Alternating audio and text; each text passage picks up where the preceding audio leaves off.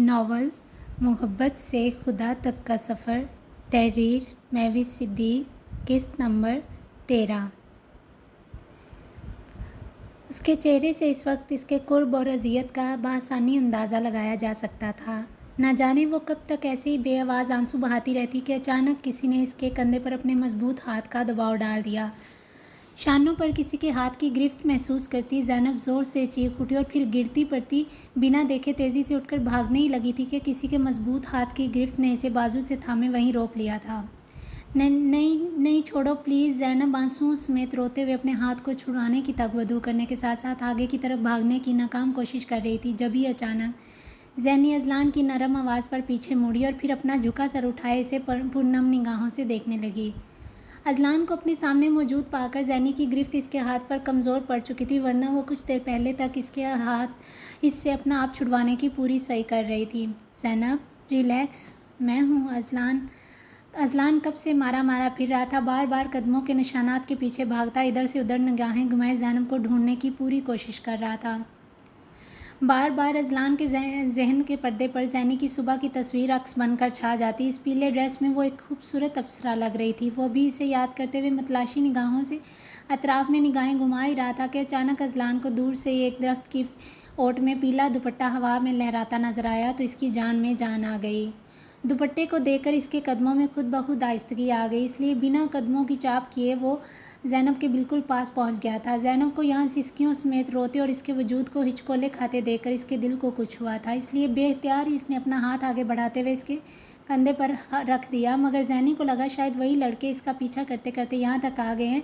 ये सब सोचकर ही वो बिना सोचे समझे फिर से भागने लगी। अचानक अज़लान की नरम आवाज़ ने इसके तेज़ी से फड़फड़ाते दिल को एक करार सा बख्श दिया था। ये खून। ज़ैनब जो भी इसे यकटुक निगाहों से ही देखे जा रही थी कि अचानक इसकी निगाह अज़लान की सफ़ेद शर्ट की तरफ उठ गई, जिस पर खून के बड़े बड़े धब्बे नुमाया नज़र आ रहे थे। ज़ैनी पल भर में ही अपना फासला मिटाती आगे बढ़ी और फिर आंसुओं समेत रोते अज़लान के शर्ट पर लगे धब्बों को अपने नरम कपकपाते हाथों से छूने लगी थी। अज़लान की ये हालत देखकर इसका दिल कट कर रह गया था। इसे लगा अज़लान को किसी ने बहुत बुरी तरह हर्ट किया है। वो ये अल्फाज हकलाते लहजे में कहते साथ अपने चेहरों को हाथों में छुपाए रोने में मशगूल हो गई। ज़ैनब, ये खून। अज़लान जो इसे कुछ कहकर चुप करवाने ही लगा था कि ज़ैनी ने अपना झुका सर उठाया इसकी बात बीच में ही काट दी। अज़लान, उस ज़ावियार ने आपको हिट किया है ना? ज़ैनी का अंदाज़ सवालिया होने के साथ साथ दर्द से भरा हुआ लग रहा था। अज़लान की शर्ट पर जमा खून देखकर ज़ैनब को अपनी रगों में बहता खून फुल स्पीड से दौड़ता महसूस हो रहा था। मैं अपने साथ तो कोई भी ज़्यादती बर्दाश्त कर सकती हूँ, मगर आपकी एक एक चोट का इस लड़के से पूरी तरह हिसाब लूँगी मैं। शदीद गुस्से के बायस इसके चेहरे की सफ़ेद दोदिया रंगत मुतगय्यर होकर सुर्खी माइल लगने लगी थी। इसने आपको हिट करके दुनिया की सबसे बड़ी गलती कर दी है। मेरा पहला थप्पड़ तो वो आज तक नहीं भूला, मगर अब आप देखना, मैं इसे कुछ भी याद रखने के काबिल ही नहीं छोड़ूंगी। मैं इसे जान से ही मार दूंगी। इसने मेरे अज़लान को हिट करने की कोशिश की है, मेरे अज़लान को। अज़लान जो पहले से बताने वाला था कि ये दाग तो शूटिंग में रेड कलर से लगाए गए हैं, जैसे ही वो बताने के लिए अपने लब वाह करने लगा कि ज़ैनी की अगली बात पर वो एक पल के लिए साकत होकर रह गया था। ज़ैनी बार बार इसके चेहरे को दीवानों की तरह छू रही थी, कभी इसकी शर्ट के बाजू पर हाथ लगाती, कभी इसके सीने पर जमे खून के धब्बों पर। इस वक्त वो रोने के साथ साथ बात करते हुए काबिले रहम लग रही थी। अज़लान अपनी आंखें गाड़े इसकी अपने लिए दीवानगी और दरफ्तगी को शिद्दत से महसूस कर रहा था। ज़ैनब की इन बातों ने चंद मिनटों के लिए इसे कुछ भी कहने के काबिल नहीं छोड़ा था। वो बस चुपचाप खड़ा हैरत से भरी निगाहों समेत इसका ये अनोखा रूप देखे जा रहा था। इस वक्त इसने ये भी पूछना मुनासिब ना समझा कि आखिर ये ज़ावियार है कौन जिसकी वजह से आप इस कदर परेशान हो रही हैं। ज़ैनी अज़लान की ये अबतर हालत देखकर अब रोते हुए नीचे घुटनों के बल ज़मीन पर गिरने के अंदाज से बैठ गई थी। अज़लान को इतना दर्द सहना पड़ा, वो भी सिर्फ मेरी वजह से। ये सोच ही ज़ैनी को अंदर ही अंदर खाए जा रही थी। ज़ैनब, कुछ नहीं हुआ मुझे, ये दाग तो शूटिंग में रेड कलर से लगाया गया है, मैं बिल्कुल ठीक हूँ। अज़लान ने ज़ैनी की अबतर हालत को देखते इसे नरम लहजे में ज़ैनब ज़ख्मों की हकीकत बतला दी। जवाबन ज़ैनी ने फ़ौरन चौंकते हुए अपने चेहरे को दोनों हाथों के प्याले से आज़ाद कर दिया। ज़ैनी इसके कहने के बाद भी इसे गैर यकीन निगाहों से ही देखे जा रही थी। इसे लगा अज़लान इसको परेशानी से बचाने के लिए सफ़ेद झूठ का सहारा ले रहा। वो इन ज़ख्मों की हकीकत पर पर्दा डालकर इसको शर्मिंदगी से बाहर निकालना चाह रहा है। ये देखें, कुछ नहीं हुआ मुझे। अजलान इसका गैर यकीन अंदाज देख आहिस्तगी से मुस्कुराया, फिर नफ़ी में सर झटकते अब बाकायदा इसके सामने घुटनों के बल दोजानों बैठ गया।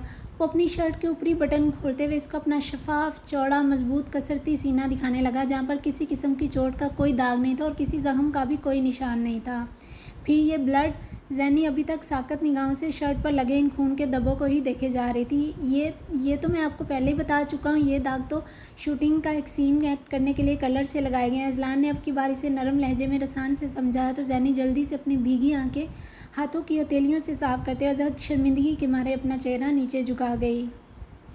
इससे अपना कुछ देर पहले का पागलपन याद आया तो साथ मौजूद दरख्त के तने के साथ टेक लगाया, अपना सर हाथों में थामे मुस्तरब अंदाज में बैठ गई। उफ यार, अजलान क्या सोचते होंगे मेरे बारे में, किस कदर पागल हो गई थी मैं। जैनी अब अपना चेहरा नीचे झुकाए खुद को कोसने में मसरूफ़ थी। मैं भला पहले इनसे पूछ तो लेती कि आखिर ये चोटें असली हैं या नकली, बस झांसी की रानी की तरह सीधा अटैक पर ही आ गई। अजलान भी अब थोड़ी दूर फासले पर मौजूद एक दरख्त के तने के साथ टेक लगाकर बैठ गया था, क्योंकि इसे भी कुछ देर के लिए सुकून चाहिए था। न जाने कब से वो परेशानी के मारे इधर उधर भाग रहा था और यहाँ आकर इसको जैनी का जो रूप देखने को मिला था, वो रूप इसे इसकी खुद की समझ से भी अक्सर बालातर लग रहा था।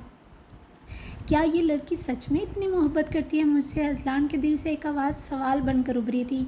नहीं नहीं, ऐसा नहीं हो सकता, इसको क्या पता मोहब्बत का। अजलान ने अपने अंदर उठते सवाल का खुद ही नफ़ी में सर हिलाकर जवाब दिया और फिर निगाह उठाकर जैनी को देखा, जो इस वक्त अपना सर हाथों में थामे नीचे बैठी ज़मीन को ही साकत निगाहों से देखे जा रही थी। जंगल में मौजूद इन दोनों नफूस को इस वक्त बिल्कुल भी समझ नहीं आ रहा था कि इस सिचुएशन में कैसे रिएक्ट करना चाहिए, इसलिए अजलान भी इस वक्त खाली खाली निगाहों समेत ज़ैनब को ही देखे जा रहा था। जैनी की हालत इस वक्त उजड़ी और बिखरी हुई लग रही थी। अपनी इस हालत की वजह से वो कहीं से भी सुबह वाली जैनी नहीं लग रही थी। तभी अचानक सोचते सोचते जैनी की समातों में सोफिया की तंजिया और कटीली आवाज़ फिर से गूंजने लगी थी। आखिर को वो मोहब्बत तो सिर्फ मुझसे ही करता है ना, तुमसे शादी तो सिर्फ एक पेपर मैरिज है। वो दर्द से चकराते सर को थामे हुए थी कि अचानक इसे अपने सामने सोफिया का तंजिया अंदाज में मुस्कुराता चेहरा लहराता नजर आया, जिसमें वो बार बार इसको एक ही जुमला बोलकर इसके कानों में पिघला हुआ सींसा उंडेल रही थी, जिसकी तकलीफ ज़ैनब के तासरात से वाज़ेह महसूस हो रही थी। बहुत जल्द वो तुम्हें छोड़कर मुझसे शादी करने वाला है। सोफिया की तंजिया मजाक उड़ाती आवाज़ को सुनते इसकी आंखों में फिर से मतवातर आंसू बहने लगे थे। चलें, यहाँ से रात होने वाली है। इस वक्त यहाँ जंगल में ठहरना किसी खतरे से खाली नहीं है। कुछ देर बाद अजलान गहरा सांस भरते हुए वहाँ से उठा और फिर जैनी को वो यहाँ से जाने के लिए मुहातब किया, क्योंकि आसपास अब गुप्त अंधेरा छाने लगा था। मुझे कहीं नहीं जाना, आप चले जाएं यहाँ से, जैनी ने सर्द लहजे में कहते हुए अपना रुख दूसरी तरफ मोड़ लिया था। अजलान हैरत से अपनी आंखें पिलाई इसका पल पल बदलता रूप देखने लगा, जो कुछ देर पहले तो इसे दीवानों की तरह देख रही थी और अब ऐसे अजनबी बन रही थी कि जैसे इसे सिरे से जानती ही नहीं है। मतलब मैं आपको इस जंगल में अकेला छोड़कर यहाँ से चला जाऊँ? आपका दिमाग तो ठीक है? अजलान जैनी की इस बेतुकी बात पर अपने लहजे की सख्ती को रोक नहीं पाया और इससे दुरुस्त लहजे में मुहातब होने लगा। वैसे भी मैं अकेली हूँ, आपके साथ तो मेरा रिश्ता सिर्फ ज़बरदस्ती बांधा गया ना, इसके अलावा तो कोई अहमियत है नहीं आपकी नज़र में इस रिश्ते की। जैनी अभी तक सोफिया की तंजिया और मकरू हंसी भूल नहीं पाई थी, इसलिए सारे लिहाज बुलाए ताक रखते हुए अजलान को फ़ौरन खरी खरी सुना दी। जो भी है, इस वक्त मैं यहाँ आपको अकेले नहीं छोड़ सकता, जल्दी चलें यहाँ से। अजलान इसकी बात को रद्द नहीं कर पाए, इसलिए अपने साथ चलने का काम, मगर वो हनूस इसी पोजीशन में बैठी टस से मस भी ना हुई। मैंने कहा ना मुझे नहीं जाना आपके साथ, और वैसे भी बहुत जल्द आप मुझे छोड़ने वाले हैं ना, तो अभी से छोड़ दें। इस तरह आपकी अजियत भी ख़त्म हो जाएगी और मुझे भी दर्द कम फील होगा। अजलान ने इसको उठाने के लिए अपना हाथ आगे बढ़ाया, जिसे जैनी ने फ़ौरन अपने हाथ से झटक कर पीछे कर दिया। इस वक्त आप ऐसी बचगाना हरकतें करके मेरी ज़ियत ख़त्म नहीं कर रही बल्कि और मज़ीद बढ़ा रही, इसलिए प्लीज़ बहस बंद करें, फिर कभी बाद में इस टॉपिक पर आराम से बात कर लीजिएगा। अजलान इस वक्त इस टॉपिक पर हरगिज़ बात नहीं करना चाहता था, इसलिए किसी भी सख्त खुरदरी बात पर तवज्जो देने के बजाय इसको फ़ौरन यहाँ से वापस लेकर जाना चाहता था। अजलान ने अब की बार बाकायदा इसका हाथ पकड़े इसे ज़बरदस्ती ज़मीन से उठाया तो अचानक जैनी को अपने बाजू से एक टीस उठती महसूस हुई। दर्द के मारे कराहते इसके मुंह से सिस नुमा आवाज़ निकली तो अजलान ने बेहतियार इसका बाजू अपनी गिरफ्त से आज़ाद कर दिया। अजलान ने एक सरसरी निगाह इसके पूरे वजूद पर डाली तो इसे महसूस हुआ जैनी के हाथों से लेकर इसके पाँव तक छिलकर ज़ख्मी हो चुके थे। अजलान ने अब इसकी हालत के पेश नज़र गहरा सांस भरते हुए इसे वापस नीचे ज़मीन पर बिठाया और ख़ुद अपने हाथों से इसके पाँव को जूतों की कैद से आज़ाद करने लगा। जैनी दबक कर पीछे हटते हुए अपने पाँव अजलान की मजबूत गिरफ्त से छुड़वाने लगी। रहने दें प्लीज़, कुछ नहीं हुआ मुझे। जैनी दर्द की शिद्दत बर्दाश्त करते आहिस्ता आवाज़ में गोया हुई तो अजलान इसे घूरे बिना रह न सका। ये तो नज़र आ ही रहा है मुझे, कुछ नहीं हुआ मुझे। अजलान ने इसी के अंदाज में इसकी नकल उतारी और साथ ही साथ इसके पाँव से खुद से उतार दिया। वो इस वक्त खून से लथपथ हो चुके थे। इतना सारा खून देख अजलान इसके चेहरे को एकटुक निगाहों से देखते हुए इसकी बर्दाश्त का अंदाज़ा लगाने लग गया। लम्हे भर के तवक्कुफ़ के बाद अजलान ने आसपास निगाह दौड़ाई तो इसे कुछ खास नज़र न आया, क्योंकि दरख्तों के झुंड की वजह से इस वक्त घुप अंधेरा अपना राज जमाने लग गया था। फिर अचानक कुछ याद आने पर इसने अपनी पैंट की पॉकेट से रुमाल निकाला, जो इसने शूटिंग के दौरान ज़रूरत के तहत अपने पैंट की पॉकेट में रख लिया था। क्योंकि फ़ाइटिंग सीन करते वक्त बार बार रेड कलर आंखों में जा रहा था, इसलिए इसने काफ़ी सारे रुमाल अपने पास रख लिए थे, जिसमें इस वक्त सिर्फ 2 ही बचे थे। अजलान ने एक रुमाल के ज़रिए इसके पाँव का ज़ख्म नरमी से साफ़ किया था। जैनी ने दर्द की शिद्दत की वजह से अपना एक हाथ अपने मुंह पर रख लिया ताकि कोई चीख ना निकले, जबकि दर्द का अंदाज़ा इस वक्त इसके चेहरे से बखूबी हो रहा था, जिसको बर्दाश्त करने के चक्कर में इसका गुलाबी चेहरा मज़ीद सुर्ख पड़ गया था। अजलान ने अब दूसरा रुमाल इसके ज़ख्म पर बांध दिया। गुस्से में बंद रहने की वजह से इसका पाँव का ज़ख्म काफ़ी हद तक खुद ही मुंदमिल हो गया था, लेकिन थोड़ा थोड़ा खून रिसने की वजह से इसके पाँव खून आलूद हो गए थे। अब अपना हाथ मुंह से निकाल सकती हैं आप, अजलान ने मुस्कुराते लहजे में इसे मुखातब किया, लेकिन वो चंद ही सेकंड में अपनी इस खूबसूरत मुस्कुराहट पर काबू पा गया था। जैनी जो इस वक्त एक हाथ आंखों पर रखे और दूसरा हाथ तकरीबन अपने होठों में डाले बैठी हुई थी कि अचानक अजलान की नरम मुस्कुराती आवाज़ सुनकर इसने खुजल होते हुए जल्दी से अपना हाथ लबों से निकाल दिया। इसका मतलब रात को यहीं रुकना पड़ेगा। मोबाइल भी पास नहीं है कि किसी को इन्फॉर्म ही कर सके। इस वक्त सब लोग अच्छा खासा परेशान हो रहे होंगे। अजलान ने हालात के पेश नज़र खड़े होकर अतराफ़ में निगाहें घुमाई। वो धीरे से अपनी पेशानी मसलते संजीदा लहजे में गोया हुआ, क्योंकि इसको ज़ैनब की चोट देकर अच्छे से अंदाज़ा हो गया था कि वो फिलफौर चल नहीं पाएगी। इतनी ज़्यादा भी नहीं लगी, मैं चल सकती हूँ, आप चलें। अजलान की तफक्कुर हमें इस आवाज़ सुनते जैनी को भी सबकी परेशानी का अंदाज़ा हुआ तो फ़ौरन अपने हाथ का सहारा लेकर ज़मीन से उठ बैठी और फिर धीमी चाल चलते हुए आगे बढ़ने लगी।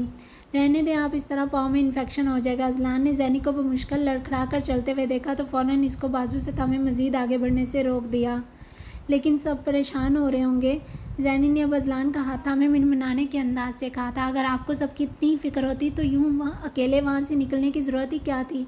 आपकी इस लापरवाही की वजह से सब पता नहीं क्या क्या उल्टा सीधा सोच रहे होंगे। अजलान ने अब जैनी को दर्द के तने के साथ वापस बिठाते हुए तंजिया लहजे में कहा। जैनी की आंखें इसके सख्त लहजे पर फिर से नमकीन पानियों से भर गईं। इट्स ओके, आप परेशान ना हो, सुबह तक ज़मान यहाँ पहुँच जाएगा। इसी दौरान आपके पाँव का ज़ख्म भी थोड़ा हील हो जाएगा, फिर ही यहाँ से निकलेंगे। आप ऐसा करें, तब तक आराम से इसी दरख्त के साथ टेक लगाकर सो जाएं। अजलान ने इसे फिर से रोने का प्रोग्राम बनाते देखा तो फ़ौरन नरम लहजे में तसल्ली देने लगा, मुबादा वो फिर से रोने ना लग जाए। अगर कोई जानवर, शेर वगैरह आ गया तो। थोड़ी देर बाद अचानक अजलान को जैनी की डरी सहमी आवाज़ अपनी समातों में सुनाई दी, क्योंकि इस वक्त इन्हें अपने आसपास अजीबोगरीब सी आवाज़ें सुनाई दे रही थी।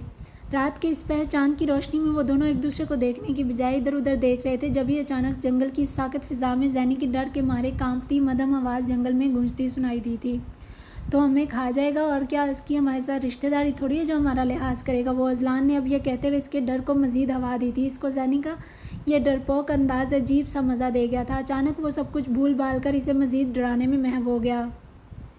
अजलान ने इस वक्त अपने लहजे को मुकम्मल तौर पर संजीदा बना रखा था। जैनी इसके जवाब पर एक पल के लिए हैरतज़दा रह गई। अगर आप तसल्ली नहीं दे सकते तो प्लीज़ डराएं तो नहीं।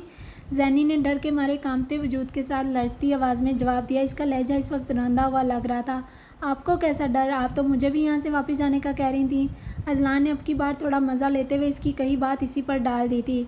वो तो मैं गुस्सा थी आप पर, इसी वजह से ऐसे कहा था। जैनी ने थोड़े गुस्सीले लहजे में कहते हुए अपना रुख बाकायदा अजलान की तरफ मोड़ लिया। अब ज़्यादा शोर नहीं करें, ऐसा ना हो आपकी आवाज़ सुनकर शेर सीधा भागा भागा इधर ही आ जाए। मेरी शर्ट तो पहले से ही खून आलूदा है, इसे देखकर यहाँ से तो वो वैसे ही वापस चला जाएगा। इसके बाद वो आप पर सीधा अटैक करेगा और फिर चंद ही मिनटों में आपका काम तमाम करके रख देगा। अजलान ने इसके डर को मज़ीद हवा देने के लिए खुद से एक फ़र्जी कहानी गढ़कर इसके गोश गुजार कर दी। जैनी अजलान की ये मुदल्लल अंदाज में कही गई बात पर गौर करती मज़ीद सहम गई।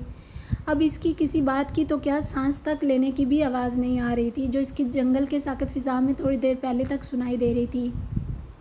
धीमी हवा के बायस पत्तों की सरसराहट और जंगल की घनी छाँव इस माहौल को अच्छा खासा पुरफसून बना रही थी, मगर इस वक्त ज़ैनब को इस माहौल से बहुत ज़्यादा डर लग रहा था। जैनी चुपचाप अपना सर घुटनों में दिए दिल ही दिल में विर्द करती हुई कुछ ना कुछ पढ़ने में लग गई, मगर वो डर के मारे ज़ुबान से एक कलमा भी सही से अदा नहीं कर पा रही थी। तभी कुछ देर बाद अचानक इसे अपने बहुत करीब किसी भारी चीज़ की आहट महसूस हुई तो वो बुरी तरह चीखते हुए बलिष्ठ भर का फासला बनाकर पीछे हटती दरख्त के तने के साथ जा लगी। सामने का मंजर देखते हुए इसके दिल की धड़कनों ने काम करना बंद कर दिया और आंखें हैरत के मारे फटी की फटी रह गईं। इस वक्त अजलान की हालत भी जैनी से